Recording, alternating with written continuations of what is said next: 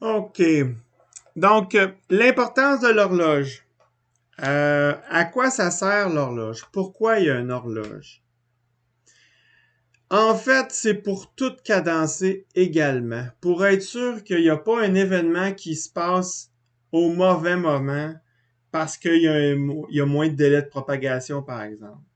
Hein, quand vous vous donnez une heure de rendez-vous à la Saint-Jean, sur les plaines d'Abraham, tu t'organises pour être exactement au bon moment parce qu'il y a tellement de monde que si vous arrivez à des moments différents, qu'est-ce que vous faites? Vous prenez votre téléphone puis vous vous synchronisez.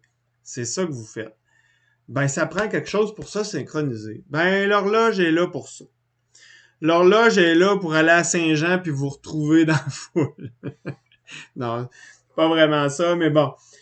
Moi, je le vois souvent comme un escadron d'armée qui marche au pas. Hein? Quand vous faites gauche, gauche, gauche, droite, gauche, gauche. Il n'y en a pas un qui se pile ses pieds. Puis si vous regardez des gens qui sont, pas des gens, mais des soldats qui sont entraînés depuis longtemps, ils marchent là, sont tellement synchro. Premièrement, tout le monde arrive en même temps. Et en plus, vous avez vraiment, ils marchent le même pied en même temps, fait qu'ils peuvent être plus proches, plus serrés et marcher plus vite. Donc, c'est très, très efficace. Il se pile pas ses pieds. Ils passent tous par le même chemin. C'est très, très rapide et efficace. L'horloge est exactement le but visé par ça. C'est facile de cadencer. C'est facile de faire passer tout en même temps, synchroniser tous les échanges de données. C'est pour ça que ça se fait avec une horloge. L'horloge est super importante. Et plus que ça, aujourd'hui, l'horloge, elle sert, on va utiliser le front montant et ça, plutôt que d'avoir un niveau. Donc, ça veut dire que pendant le maintien du niveau haut ou du niveau bas, il n'y a rien qui bouge à la sortie des bascules. Les sorties restent stables. Ce qui fait que si vous avez n'importe quel bruit, il n'y a rien qui bouge. Ça va changer seulement quand l'horloge va descendre ou quand elle va monter au front de l'horloge. Donc, il y a un processus pour faire ça. Il y a une forme de circuit qui est faite à l'intérieur des bascules pour être capable de changer durant la montée. C'est comme si ça fait la même chose. Je viens de penser à ça. Ça fait la même chose avec les boutons de la view. Vous avez des boutons de la view, c'est à la pesée du bouton qu'il se passe quelque chose. C'est pas pendant que tu le maintiens. T'as beau le maintenir, il bouge plus. Il y a plus d'événements qui bougent.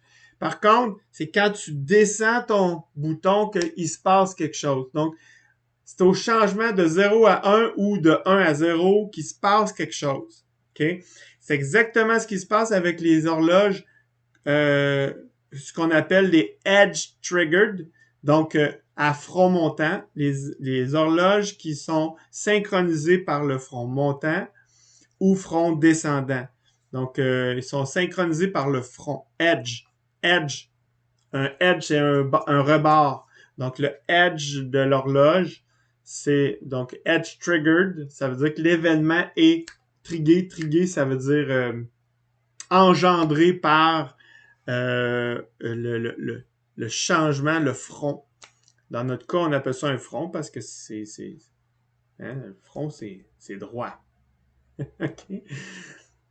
Donc, l'importance de l'horloge.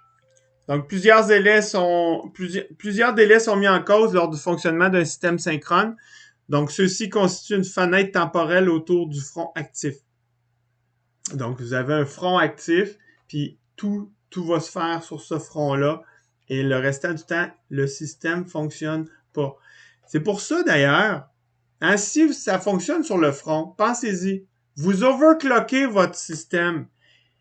Quand vous overclockez votre ordinateur, qu'est-ce que ça fait? Ça augmente le nombre de fronts par seconde. Et la consommation d'un transistor MOSFET, hein, parce que tous les processeurs sont faits avec des MOSFET, la consommation n'est pas lorsqu'il est totalement ouvert ou lorsqu'il est totalement fermé.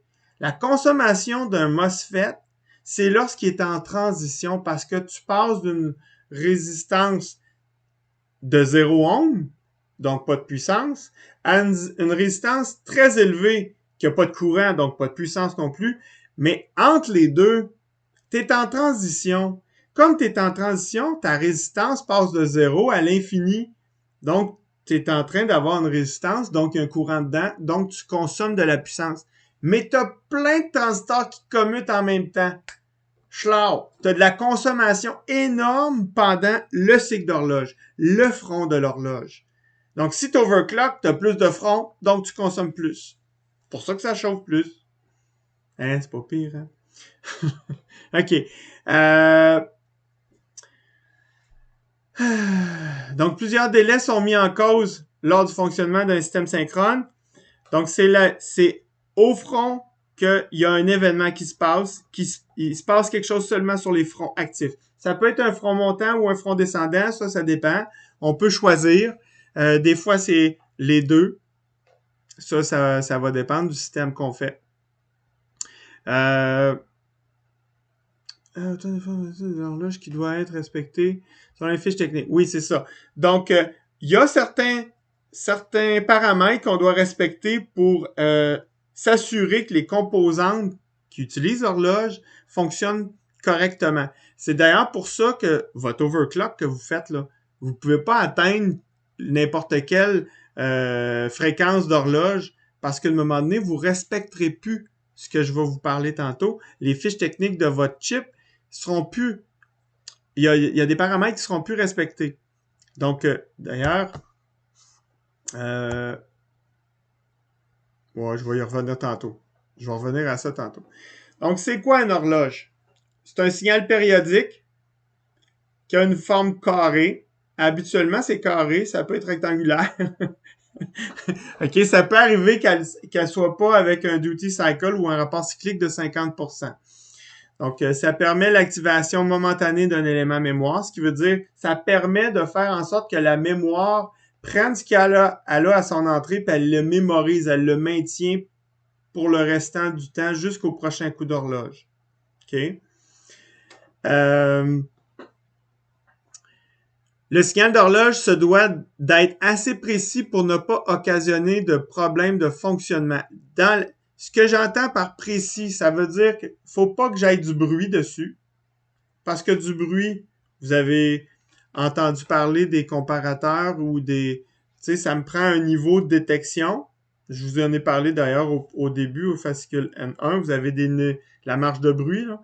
Donc, vous avez un niveau de détection. Ce niveau de détection-là, si j'ai du bruit sur l'horloge, ça peut causer un délai.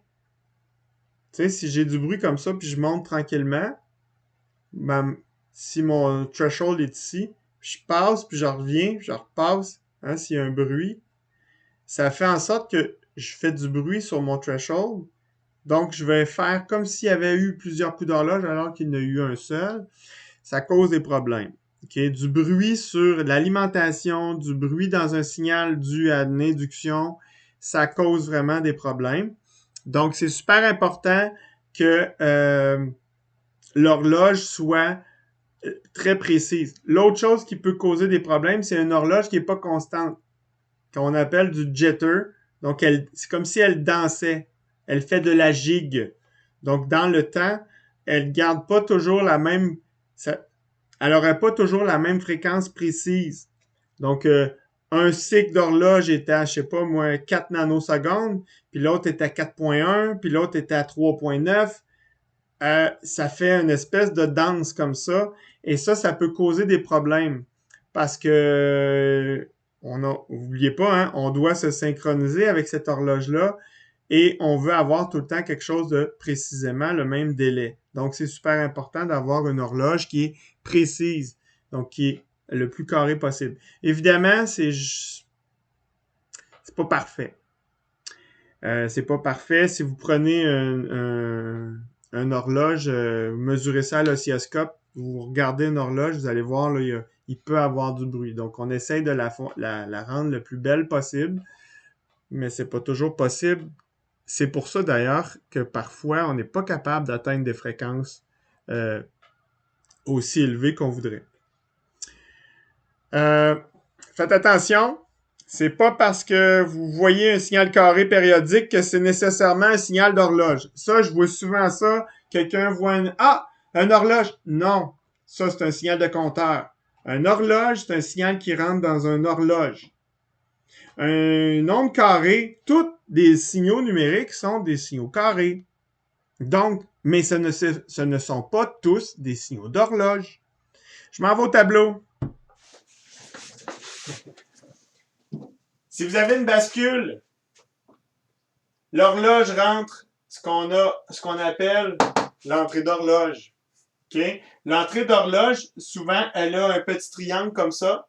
Ça veut dire qu'elle est edge triggered, ce qui veut dire qu'elle est sur le front en fait, elle est rising edge triggered, donc front montant. Si vous voulez l'avoir front descendant, on va mettre une petite boule d'inversion devant. Elle peut être double data rate, DDR, si elle est DDR comme la mémoire DDR, si elle est triguée sur les deux fronts. Okay? L'horloge rentre toujours là-dedans. Tout le reste des signaux rentrent ailleurs. OK? C'est super important. Vous ne mélangez pas les deux. De la même façon que vous ne mettez pas un caporal dans les rangs de l'armée qui marche dans l'escadron. C'est lui qui cale. Gauche, gauche, gauche, droite, gauche. C'est elle qui cale. OK? Alors qu'ici, les données vont suivre la cadence. C'est super important. On va y revenir. C'est tellement important d'ailleurs que dans les FPGA, il y a un chemin spécial global pour les signaux d'horloge et tout le reste est à part. C'est séparé. On est comme ça dans le monde de FPGA. Dans le monde de l'électronique numérique, en fait. Donc, c'est le seul signal qu'on se permet d'introduire. Qu'est-ce que je fais là, moi? Le signal d'horloge est typiquement celui qui possède la fréquence la plus rapide du système étudié. Toujours. C'est lui qui va... c'est toujours lui qui est le plus rapide, c'est ça. Donc, c'est le seul signal qu'on se permet d'introduire dans les bascules par l'entrée de synchronisation, souvent marquée par un triangle. Donc, c'est le seul. Vous rentrez pas un signal. Il y en a qui vont vous dire, ah oui, tu peux faire un... Même dans le livre, ils vont vous dire, tu peux rentrer un signal qui sort d'une équation, voyons, une, une équation combinatoire. Ce qui sort d'une équation combinatoire, rentrer dans l'entrée d'horloge, c'est pratique. Tu ne pourras jamais atteindre les fréquences qu'on atteint aujourd'hui. Il y a trop de délais de propagation liés à la logique combinatoire. La seule qui est permise, c'est l'entrée, c'est une horloge qui rentre dans une entrée d'horloge. Okay? Le front montant, donc c'est d'un signal, c'est le moment où le signal passe du niveau bas au niveau haut. Okay? Ça, c'est le front montant. Puis le front descendant, ben, c'est lorsque le signal est en haut et descend vers le bas. Donc, c'est ce qui descend pendant la descente. OK? Là, je suis en train de vous spécifier un peu les choses importantes par rapport à l'horloge. Vous avez deux choses. Ben, deux. Il y a plus que ça, mais les deux choses à retenir pour l'instant, là, pour au moins comprendre les spécifications d'une horloge. Il y a le temps de préparation puis le temps de maintien. En anglais, c'est setup time puis le hold time. Si vous regardez des spécifications de n'importe quel chip numérique, que ce soit un chip de flash, un chip de microcontrôleur, un chip d'FPGA, un chip de contrôle de boutons capacitifs, un chip qui fait du SPI pour faire une communication avec, je sais pas moi, un capteur quelconque. Il y a toujours, à quelque part, une partie qui explique les formes d'ondes, quelles sont leurs caractéristiques, dont l'horloge.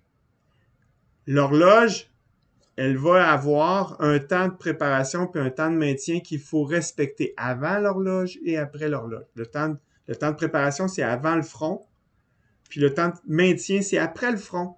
La donnée doit être stable avant et après. Une fois qu'ils sont passés le front, là, ben là, j'ai un maintien à faire. Mais avant, il faut aussi que j'aille un délai. Je maintienne. Faut que je prépare mon signal qui soit stable avant de passer le front. Fait que je m'organise pour que ça respecte ces choses-là. Et ça ressemble à ça. Si mon front est ici, j'ai mon temps de setup, de préparation, puis j'ai mon temps de hold, mon temps de maintien que je dois respecter. Et c'est ce temps-là qui est minimum, c'est des temps minimums à respecter. Si vous respectez pas ça, c'est là que ça se met à planter. Quand vous faites un overclock sur un processeur, c'est exactement ce que vous faites. Vous ne respectez plus le setup et le hold. Donc, vous êtes trop... L'horloge est trop rapide. Tu n'as pas eu le temps de te maintenir puis de te setuper. Donc, tu dépasses la capacité de ton chip. Donc, c'est ça qui limite la fréquence maximale de ton horloge. OK? Donc, mon signal, si je veux qu'il soit enregistré, mon signal va être enregistré par ma bascule au front. Donc, ici. Donc, le signal, je dois le mettre à sa valeur un délai de setup avant, puis je dois le maintenir jusqu'à un certain délai après le front. Donc, c'est ça qui me donne, c'est la somme des deux qui me donne mon délai minimum où est-ce que ma valeur doit rester stable. Puis je mets mon front d'horloge à quelque part dans le milieu, entre les deux. OK. OK. J'espère que vous comprenez bien. J'ai pas de rétroaction, mais j'espère que je vais avoir des questions si vous comprenez pas. À tantôt!